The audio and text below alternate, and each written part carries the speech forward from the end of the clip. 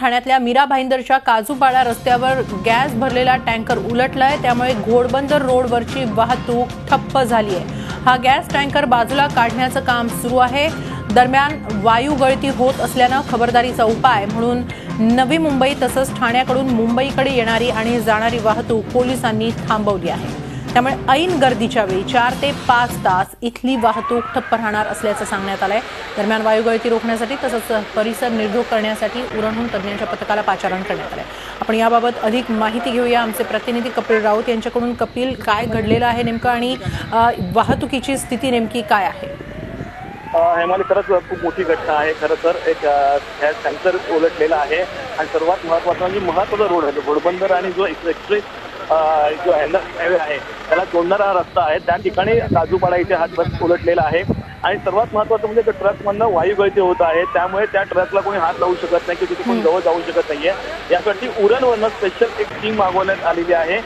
ती पोहोचल्यानंतर हा पूर्ण जो गॅस आहे तो दुसऱ्या टँकरमध्ये घेण्यात येईल आणि मग तो गॅसला त्या टँकरला हात लावण्याचं काम सुरू होईल। तोपर्यंत 3 ते 4 तास जाणार आहेत आणि त्या 3 ते 4 तासामध्ये वाहतूक कोंडी मोठ्या प्रमाणात ठाण्यामध्ये आणि घोडबंदर परिसर आणि अहमदाबाद हायवे या ठिकाणी दिसणार आहे।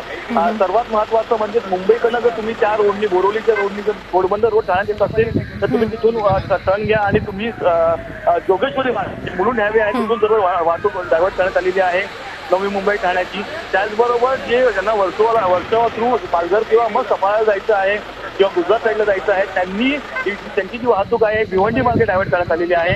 आता डायव्हर्ट करण्याचं काम सुरू झालेलं आहे, परंतु याचा फटका मोठा वाहतूक कोंडी वरती बसणार आहे। ठाण्याची जी शहरातली वाहतूक कोंडी आहे मग ती कापूरवाडीपर्यंत पूर्ण घोडबंदर परिसर आहे, हा पूर्ण वाहतूक कोंडी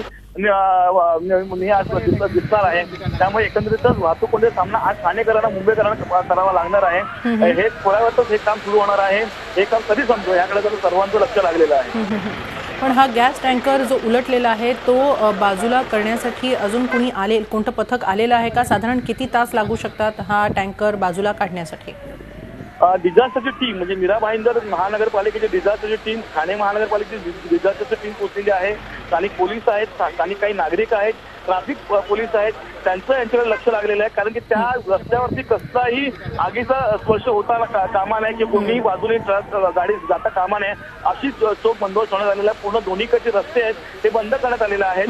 आणि थोडासा गॅस गळती सुरू आहे त्यामुळे जवळ जाण्याचा कोणी प्रयत्न करत नाहीये। लांबूनच फायर ब्रिगेडच्या गाड्या तिथून पाणी त्याच्यावरती मारत आहेत आणि थंड करण्याचा प्रयत्न करत आहेत। जेव्हा एक्सपर्ट टीम येईल एक्सपर्ट टीम त्यांचं पुन्हा नियोजन करेल आणि त्याप्रमाणे पुढची पावलं उचलली जातील। कारण की हा वायू गॅस आहे, याचा ब्लास्टही होऊ शकतो, त्यामुळे तो काही परिसर खाली करण्यात आलेला आहे। धन्यवाद कपिल, आपण दिलेल्या या सविस्तर माहितीसाठी। झी 24 तास रहा एक पाऊल पुढे।